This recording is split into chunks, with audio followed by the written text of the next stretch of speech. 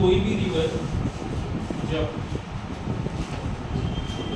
जब mountain area से निकलता है तो उसका स्पीड बहुत तेज रहता है, निकलते जब वो प्लेन एरिया में आता है तो स्पीड कम हो जाता है और नॉर्मल हो जाता है।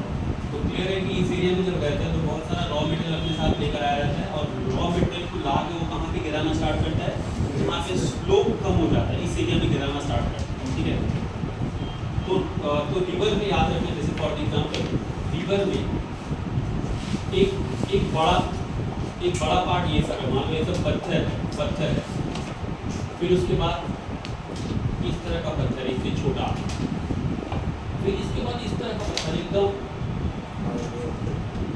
तो बताओ कि इस एरिया में कौन सा पत्थर वो लेकर छोड़ देगा? बड़ा पत्थर, क्योंकि वेट कैरी नहीं कर पाएगा। और ये सब जो पत्थर इसको ले आके कहाँ छोड़ेगा? लास्ट में छोड़ेगा। इसीलिए जो डेल्टा एरिया होता है बहुत उपजाऊ होता है, बहुत फर्टिलिटी होता है। उसकी जो इसका जो मेनली जो बोल सकते हो जो भी फर्टिलिटी इंक्रीज करने वाला चीज़ है वो इस एरिया में हो जाएगा, ताकि जब वो जाएगा अंदर या समुद्र में मिलेगा तो उस एरिया में, और बड़ा जो स्टोन्स वगैरह इस एरिया में छोड़ देगा। तो याद रखना शिवालिक जो एरिया है वो सबसे लोअर पार्ट है, और शिवालिक एरिया तुमको जनरली मिल जाएगा। ऐसा नहीं कि चढ़ोगे तो माउंटेन पर ही जाओगे, ऐसा नहीं है। नॉर्मल एरिया में हम लोग शिवालिक को काउंट कर लेते हैं। जैसे बिहार में जाओगे, चंपारण डिस्ट्रिक्ट है वो सब है, तुम तो उसका क्या नाम है, तुम सिलीगुड़ी चले जाओ तो सिलीगुड़ी में भी एरिया पड़ता है। ठीक है, तो नॉर्मल एरिया, ऐसा नहीं कि बहुत ज़्यादा पहाड़ पे बना। तो क्वेश्चन राइज होता है कि एरिया बना कैसे? तो एरिया मेनली बना है बिग स्टोन से बना हुआ, big stone and sand, big stone. तो Shivalik is mainly compose of या formed of big stone and sand, big stone and sand, big stone and sand मतलब बड़ा पत्थर से जो कैरी करके लाता है और बिछा देता है, उससे बना। Big stones and stones. Silt and big stone and silt.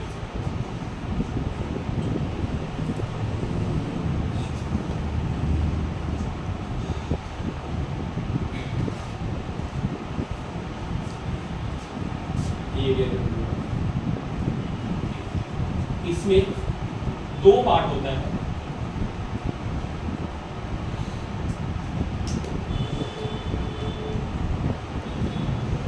दो पार्ट होता है। ये एरिया मान लो मार्किंग ये होता है, इसको बोलते हैं वेस्ट साइड और इसको बोलते हैं ईस्ट साइड। तो जो वेस्ट साइड वाला एरिया होता है उसको बोला जाता है दून्स, और जो ईस्ट साइड वाला एरिया होता है उसको डुआस बोला जाता है। वेस्ट बंगाल में डुआस का एरिया मिलेगा जो दार्जिलिंग के पास है। ठीक है, एक एरिया को बोलते हैं दून्स और एक एरिया को बोलते हैं डुआस। ये किसका डिवीजन है? ये डिवीजन है शिवालिक माउंटेन का, दून्स एंड डुआस।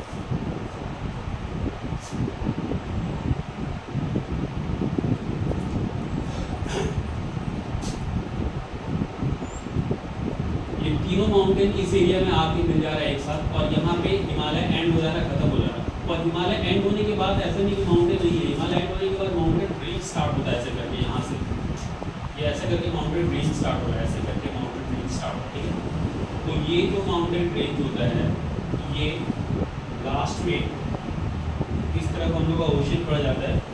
तो अंडमान एंड निकोबार का नाम सुनो।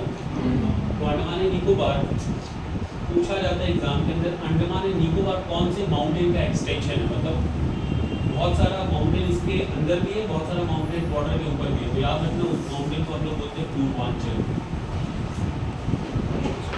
ये पूरा माउंटेन जो है नामचा बरुआ जहाँ खत्म हो रहा है, अरुणाचल के बाद पूरा माउंटेन जो है उसको हम लोग बोलते हैं पूर्वांचल। ठीक है, और अंडमान एंड निकोबार भी पूर्वांचल का हिस्सा है, ऐसा बोला जाता है। अब इस पूर्वांचल के लिए भी याद रखना, तीन पार्ट में डिवाइड कर सकते हो पूर्वांचल को। सबसे बड़ा पार्ट उसका पटकई होगा, नाम लिख लेना इसको इम्पोर्टेंट है। इसको बोलते हैं पटकई, इसको बोलते हैं नागा, और इसको तीसरे वाले को बोलते हैं मिजो। ये तीनों मेनली माउंटेन को मिलाकर बनता है पूर्वांचल माउंटेन। हिमालय के बाद आएगा पूर्वांचल, पटकई, नागा, मिजो, पटकई, नागा, मिजो।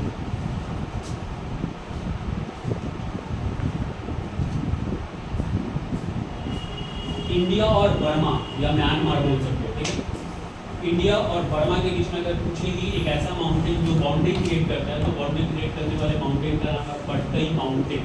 नागा भी है, पर नागा अंदर वाली साइड में इसलिए काउंट नहीं होता, पट्टई बाहर वाली साइड में इसलिए काउंट होता है। तो इंडिया और बर्मा के बीच में बाउंड्री का काम कौन करता है? पट्टई माउंटेन। अरेंजमेंट भी पूछता है कभी कभी, पट्टई नागा मिजो, अरेंजमेंट भी है पट्टई नागा मिजो। तो ये पूर्वांचल वाले माउंटेन का हिस्सा है। इस एरिया में मेघालय पड़ता है, तो मेघालय को 1 2 3 में डिवाइड कर लो, 1 2 3। मेघालय भी माउंटेन रेंज के ऊपर है। तो पहला जो माउंटेन है उसका नाम है गारो, दूसरे का नाम है खांसी और तीसरे का नाम है जैंतिया।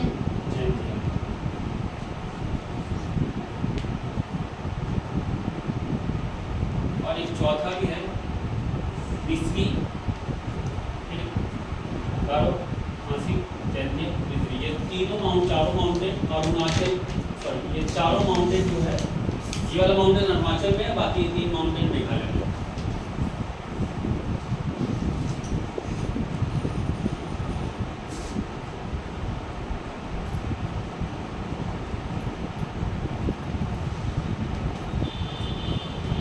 शिलोंग इसी माउंटेन के ऊपर है, खांसी के ऊपर ही शिलोंग का लोकेशन है।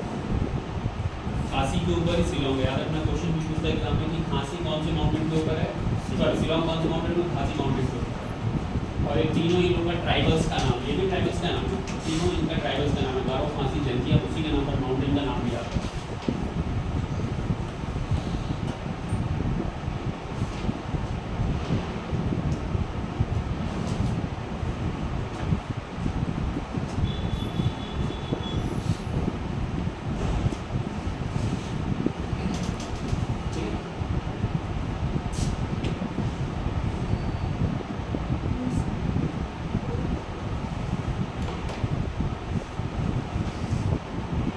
एरिया में एक माउंटेन है, जनरली कंफ्यूजन क्रिएट करता है। इस माउंटेन का नाम है ब्लू माउंटेन। और इस एरिया में भी एक माउंटेन जो लोग बाद में पढ़ेंगे, उसका भी नाम है ब्लू माउंटेन, नीलगिरी जिसको बोलते हैं। ठीक है, तो कंफ्यूज मत हो ना। अगर वो नॉर्थ ईस्ट स्टेट के बारे में पूछेगा तो उसको मार्क करना मिजोरम, और अगर वो साउथ स्टेट के बारे में पूछेगा तो उसको मार्क कर सकते हो। तमिलनाडु है तो तमिलनाडु का केरला मार्क कर सकते हो। तो यहाँ पर एक माउंटेन है ब्लू माउंटेन, कंफ्यूज मत हो। ब्लू माउंटेन साउथ में भी और ब्लू माउंटेन नॉर्थ में। तो ईस्ट वाला जो होगा वो मिजोरम में पड़ेगा, और साउथ वाला हम लोग बाद में पढ़ेंगे एग्जैक्ट कहाँ पर फिलहाल।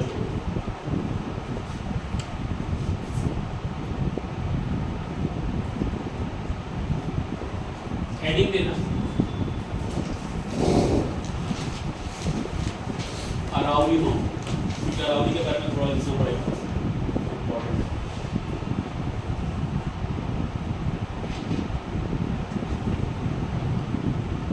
Aravalli is oldest mountain of India, सबसे ओल्डेस्ट है, बताया भी थे। कभी भी क्वेश्चन आ जाए किसी भी एग्जाम में, जहाँ ओल्डेस्ट लिख दिया अरावली ऑप्शन होगा, अरावली को राइट कर दें। और जहाँ न्यूएस्ट पूछे तो वहाँ पे हिमालय को राइट कर दें। माउंटेन में भी पार्ट है, जैसे हिमालय फोल्ड माउंटेन का पार्ट है, तो अरावली जो है रेसिडुअल माउंटेन का पार्ट है। Residual mountain, Aravalli is part of residual mountain, RESIDU।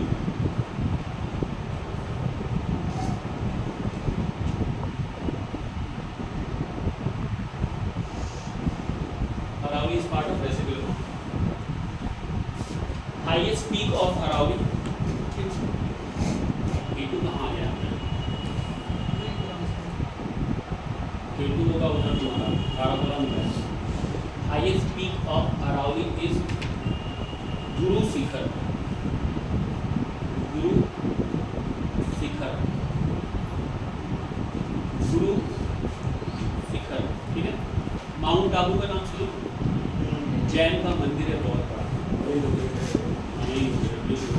तो माउंट आबू पूछ सकता है, तो याद रखना गुरु शिखर पे ही है, और चाहे गुरु शिखर पूछ सकता है माउंट आबू।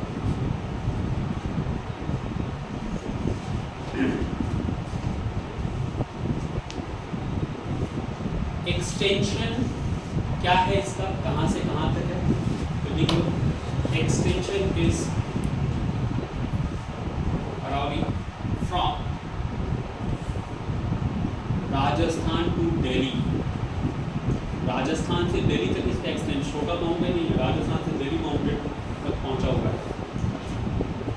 का जो राष्ट्रपति है उसका जो एड्रेस है वो क्या है पता है तुमको? रायसीना हिल। जो राष्ट्रपति भवन है वो किसके ऊपर है? रायसीना हिल। रायसीना हिल उसका एड्रेस है। और रायसीना जो माउंटेन है वो किसका पार्ट है? एग्जाम में आया हुआ है। तो रायसीना माउंटेन किसका पार्ट है? रायसीना माउंटेन कहाँ पर है? राजस्थान में नहीं, कहाँ पर है? दिल्ली में है। तो दिल्ली वाला माउंटेन किसके अंदर आ रहा है? इसी के अंदर। तो एक्सटेंशन सोच लो, फ्रॉम राजस्थान टू दिल्ली। राष्ट्रपति भवन इसी माउंटेन के ऊपर बनाया गया है। तो रायसीना हिल इसी माउंटेन का हिस्सा है।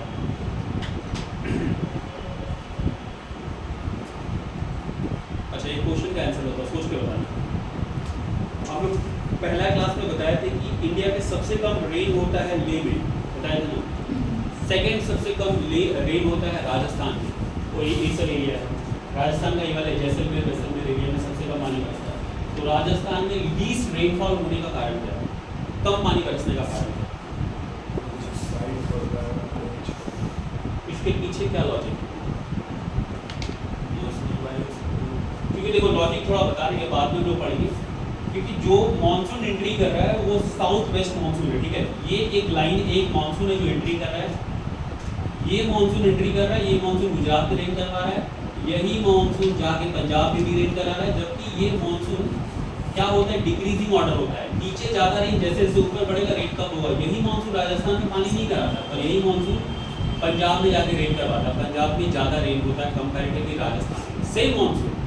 जबकि राजस्थान में लॉजिकली ज़्यादा होना चाहिए, पर राजस्थान में कम होता, पंजाब में ज़्यादा होता है।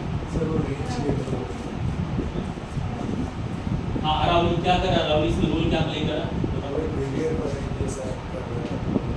बैरियर का एक्ट कर रहा है। तो बैरियर की तरह एक्ट करता है तो रेन को और जबरदस्त होना चाहिए। तो इंडिया में 90% रेन माउंटेन रेन की वजह से, माउंटेन की वजह से होता है। अच्छा बताओ तुम लोग कि इंडिया में रेन किसकी वजह से होता है? मतलब ज़्यादातर जो रेन होता है वो कैसा रेन होता है? कन्वेंशनल रेन होता है या माउंटेन रेन होता है? मैंने किस एरिया में पानी ज़्यादा बरसेगा, कोलकाता में या सिलीगुड़ी में? सिलीगुड़ी माउंटेन एरिया है। तो इंडिया में मैक्सिमम जो रेन हो रहा है वो बिकॉज ऑफ माउंटेन की वजह से हो रहा है, क्योंकि कन्वेंशनल रेन नहीं है। मतलब यहाँ से जब मानसून जा रहा है तो अपने साथ बहुत सारा मॉइस्चर लेके जा रहा है, और जहाँ जहाँ पहाड़ मिला वहाँ पे टक्कर मारा, उसके बाद पानी बरसता है। जैसे इस एरिया में मानसून बहुत तगड़ा हिट होता है क्योंकि इस एरिया में माउंटेन है, ठीक है। तो यहाँ पे रेन ज़्यादा होता है। इस एरिया में मेघालय वगैरह में माउंटेन, इस पर रेन ज़्यादा होता है। तो राजस्थान में भी रेन ज़्यादा होना चाहिए, क्यों नहीं होता राजस्थान? तो इसलिए नहीं होता कि अगर अरावली का लोकेशन ऐसे होता, ऐसे तो मानसून जाके हिट करता और बहुत ज़बरदस्त पानी बरसता है इस सब एरिया में। लेकिन अरावली कैसे है? ऐसे है। तो पास दे दे रहा है। क्या कर रहा हो? स्टॉप नहीं दे रहा, पास दे दे रहा, निकाल दे रहा। अगर यहाँ पे स्टॉपेज क्रिएट करें तो रेन होगा। तो बिकॉज ऑफ अरावली की वजह से, अरावली पैरेलल पड़ता है मानसून के, इसलिए अरावली इसलिए राजस्थान में बहुत कम रेन होता है। अगर थोड़ा सा अगर ऐसा टिल्ट रहेगा तो टक्कर लगेगा तो रेन होगा। तो राजस्थान रेन क्यों रिसीव करता है? मैंने रेन लीस्ट रेन क्यों रिसीव करता है? बिकॉज ऑफ पैरेलल देता, पास दे देता है। तो याद है position of location of Aravalli. उसके बाद इस तरह के एक माउंटेन ऑलरेडी हम लोग पढ़े थे, देखो विंध्या रेंज, हेडिंग है ना, Vindhya range, Vindhya range, Vindhya range.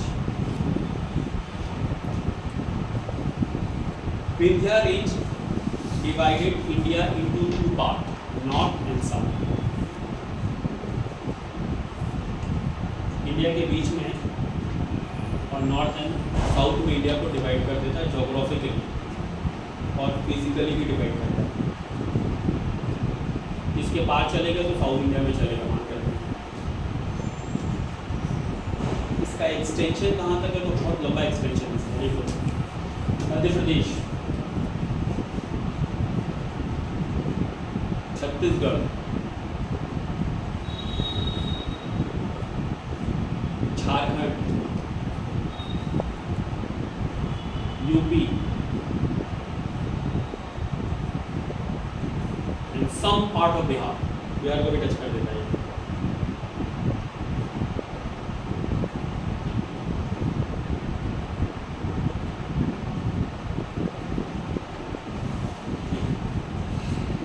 और छोटा पहाड़ी है तो पीक लिख के इसका फायदा नहीं, पीक आइडेंटिफाई करना बहुत मुश्किल है क्योंकि बहुत जगह पीक इसका हिट कर जाता है, तो छोटा है तो पीक इसमें इम्पोर्टेंट नहीं होगा, ठीक है।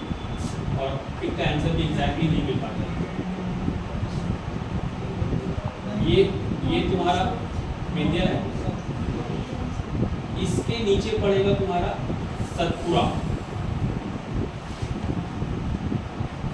इसको के लिए मैप भी भेज देंगे तुम लोग को, ठीक है, मैप भेज देंगे तो शॉर्ट समझना है। और इसके नीचे है Satpura, heading to Satpura, Satpura mountain range, Satpura mountain range.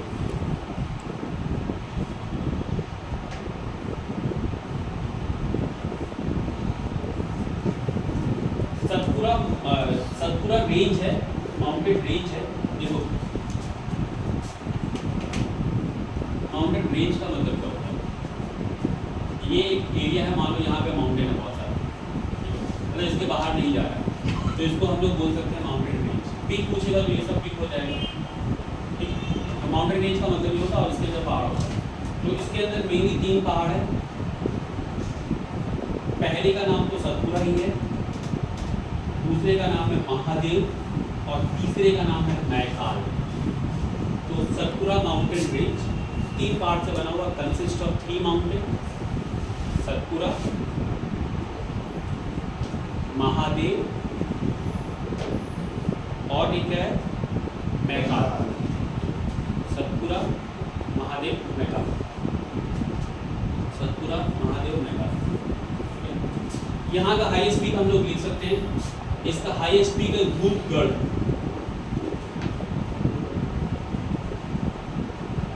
Satpura का हाईएस्ट पीक है धूपगढ़। और धूपगढ़ कहाँ पर है, महादेव में है, याद रखना, महादेव, महादेव माउंटेन के ऊपर धूपगढ़।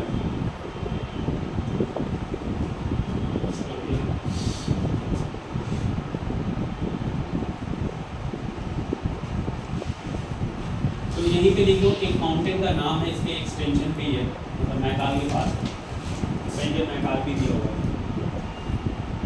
माउंटेन का नाम है अमरकंटक, अमरकंटक, अमरकंटक। अगर पूछे अमरकंटक माउंटेन कहाँ, तो अमरकंटक माउंटेन छत्तीसगढ़ में, अमरकंटक। माने पहले क्या आएगा, पहले आ जाएगा वो, पहले आएगा सतपुरा, उसके बाद क्या आएगा, उसके बाद आएगा मैकाल, और उसके बाद पूछे तो उसके बाद अमरकंटक, ठीक है। अरेंजमेंट भी दे सकता है। तो अमरकंटक का इंपॉर्टेंस क्या है, तो Amarkantak is sources of important rivers in India. Amarkantak की सोर्सेस ऑफ 3 इंपॉर्टेंट रिवर, 3 मतलब 3 है। पहला है नर्मदा रिवर, नर्मदा रिवर याद रखना, अमरकंटक से निकलता है, रिवर पढ़ेंगे तो हम लोग इसको पढ़ेंगे। उसके बाद सोन रिवर, SONE, सोन रिवर के बारे में पता तुम लोगों को, किसका ट्रिब्यूटरी है, SONE, सोन, SON मत चलो, सोन, SONE।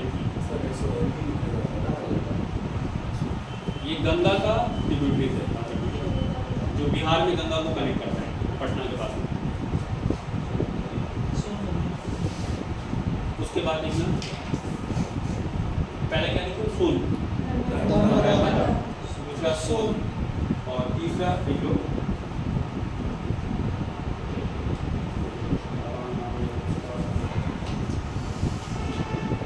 भाखड़ा नगर। कौन से नदी के ऊपर है,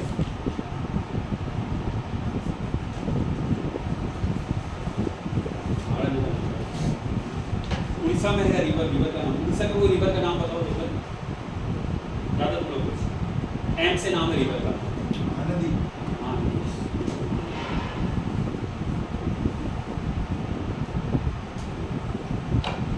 तो 3 रिवर का सोर्सेज हो गया इंपॉर्टेंट पॉइंट, ठीक है, ये इसीलिए इस माउंटेन का नाम है। उसके बाद ये एरिया में पूरा का पूरा माउंटेन रेंज है, और इस एरिया में पूरा का पूरा माउंटेन रेंज भरा हुआ है, तो इसको हम लोग क्या बोलते हैं, वेस्टर्न घाट, और इसको क्या बोलते हैं हम लोग, ईस्टर्न घाट। ठीक है, वेस्टर्न घाट या ईस्टर्न घाट। अब सतपुरा के नीचे ही कुछ कुछ माउंटेन है, जो छोटा छोटा माउंटेन है उसका नाम लिखो। जैसे कि इस एरिया में एक माउंटेन है जिसका नाम है महाबलेश्वर। सतपुरा के नीचे याद रखना, सतपुरा के नीचे महाबलेश्वर। महाबलेश्वर सोर्सेस है कृष्णा रिवर का।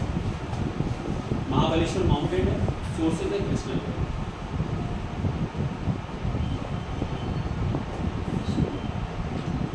और इसके ब्रैकेट में लिख लो, कृष्णा के ब्रैकेट में लिख लो 4 +4 कर लो। +4 का मतलब है कि और 4 रिवर का सोर्सेज है, मतलब ये 5 इंपॉर्टेंट रिवर का सोर्सेज है, पर हम एक ही नाम लिख रहे हैं, 4 लिखेंगे तो और कंफ्यूज हो जाओगे।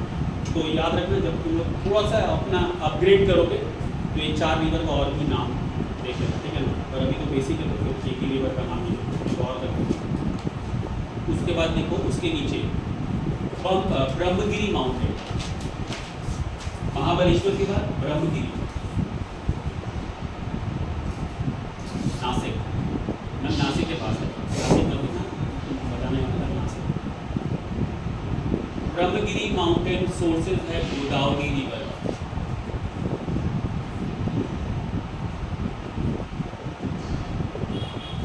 Brahmagiri sources of Godavari river.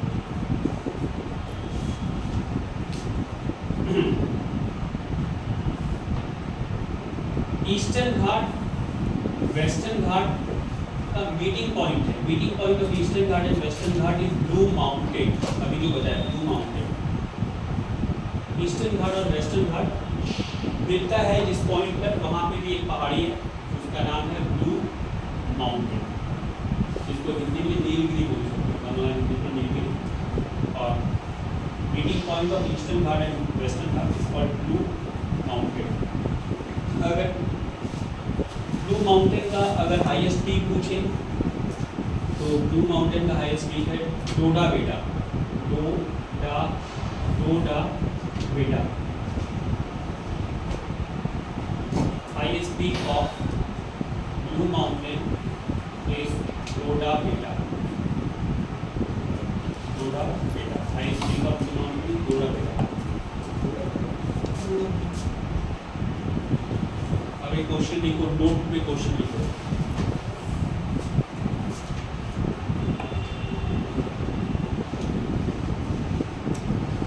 Highest peak of South India. Highest peak of South India. Highest peak of South India. Highest peak of South India क्या होगा, किसी को बताओ। Easy question. Doddabetta highest peak of South India. हाँ हाँ, Anaimudi.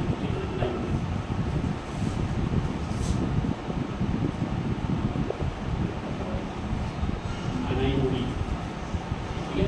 Anaimudi peak है और इसका माउंटेन का नाम है अन्नामलाई। अनाईमुडी माउंटेन पीक का नाम है और माउंटेन रेंज जो है उसका नाम अन्नामलाई। अन्नामलाई यूनिवर्सिटी। अन्नामलाई यूनिवर्सिटी के नाम सुनो ना, अन्नामलाई यूनिवर्सिटी।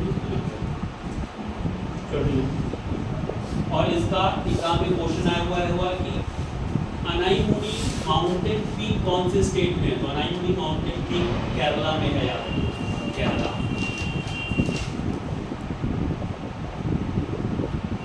केरला।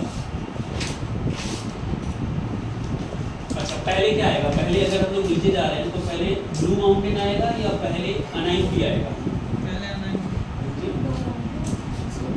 पहले ब्लू माउंटेन है अनाईमुडी? पहले ब्लू माउंटेन आएगा, ठीक है। फिर उसके बाद क्या आएगा? अनाईमुडी। अनाईमुडी के बाद एक और माउंटेन आएगा जो अरेंजमेंट पे हेल्प करेगा। अगर कोई ज्योग्राफी मैप्स है, मैप समझ में आना ना, अगर ये हम लोग नहीं लिखेंगे तो तुमको आना पड़ेगा एग्जाम देकर।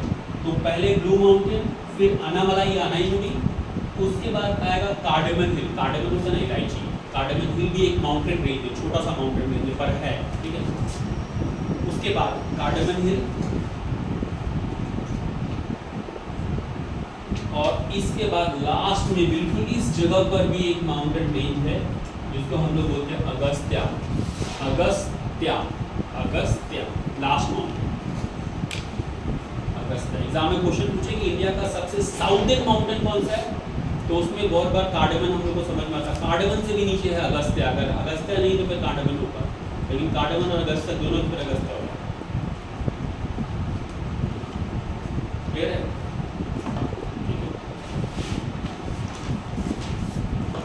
अब अगर एक और क्वेश्चन पूछे कि highest peak of Eastern Ghat, तो आंसर क्या होगा? आंसर होगा Mahendragiri. Highest peak of Eastern Ghat is Mahendragiri.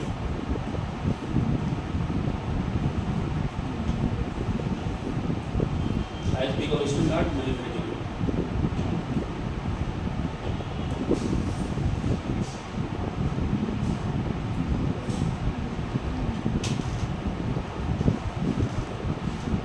ठीक है, फिलहाल माउंटेन में सर क्या हो रहे थे highest peak of Eastern Ghat? Highest peak of Eastern Ghat Mahendragiri. हम लोग बोले कि highest peak of South India, तो ईस्टर्न घाट वेस्टर्न घाट मिला के कौन सा हो जाएगा? बोथ को मिला लेंगे तो क्या हो जाएगा? तब अनामोलाई भी होगा। लेकिन अगर स्पेसिफिक पूछे कि ईस्टर्न घाट, ठीक है, तो ईस्टर्न घाट का क्या हो जाएगा? महेंद्रगिरी। और अगर ऐसे पूछे कि स्पेसिफिकली पूछे कि वेस्टर्न घाट का क्या होगा, तो वेस्टर्न घाट का क्या होगा? क्लियर है, अनाईमुड़ी होगा। अनाईमुड़ी तो सभी का अनाईमुड़ी है, लेकिन अगर ईस्टर्न घाट पूछना तो ईस्टर्न घाट में महेंद्रगिरी रखना। महेंद्रगिरी और अनाईमुड़ी में कंपेयर करें तो हाइट किसका ज़्यादा होगा? साउथ का अनाईमुड़ी। और एक तो माउंटेन पता होगा, गिर माउंटेन कहाँ पर है? गुजरात में फेमस है टाइगर के लिए, लायन।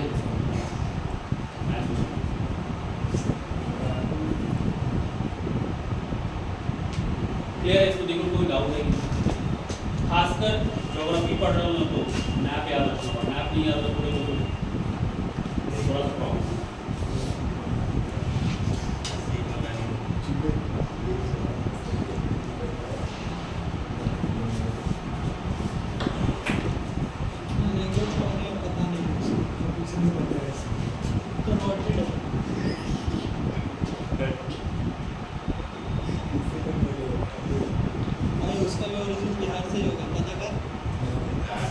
अच्छा, जब तक वो क्वेश्चन दे रहे हैं तुम लोग क्वेश्चन कैसे करो। लैंग्वेज के बारे में बात हो रहा है, तो बताओ इंडिया में कुछ लैंग्वेज क्लासिकल लैंग्वेज है और कुछ क्लासिकल नहीं है। 5 लैंग्वेज, 6 लैंग्वेज क्लासिकल है, बाकी लैंग्वेज क्लासिकल नहीं है। बताओ पहला क्लासिकल लैंग्वेज क्या बना होगा? क्लासिकल का मतलब कैटेगरी डिवीजन।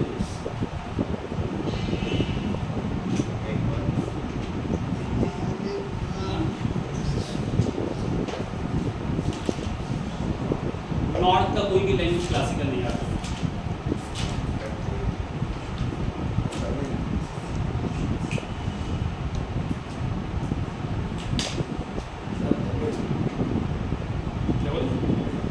तमिल पहला क्लासिकल लैंग्वेज है क्या?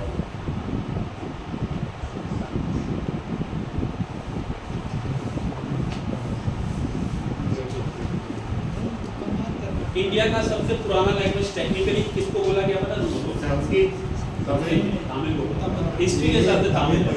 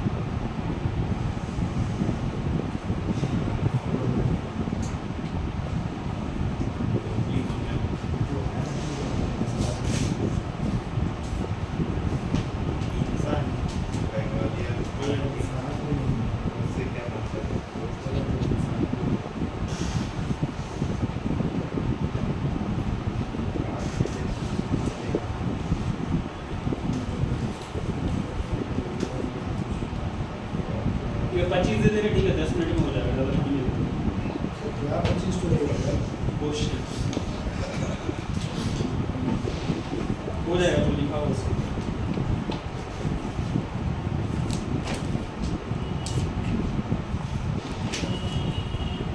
हो जाओगे एटलीस्ट